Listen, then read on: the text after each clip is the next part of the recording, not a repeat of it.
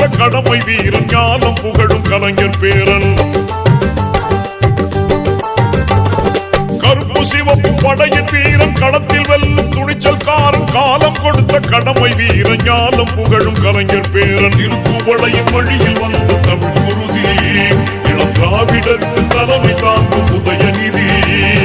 திருக்குவளையின் வழியில் வந்த தமிழ் குருதி இளம் திராவிடருக்கு தலைமை தாங்கும் உதயநிதி. கருப்பு சிவப்பு படையின் வீரன் களத்தில் வெல்லும் துணிச்சல்காரன் காலம் கொடுத்த கடமை வீரன் ஞானம் புகழும் கலைஞர் பேரன்.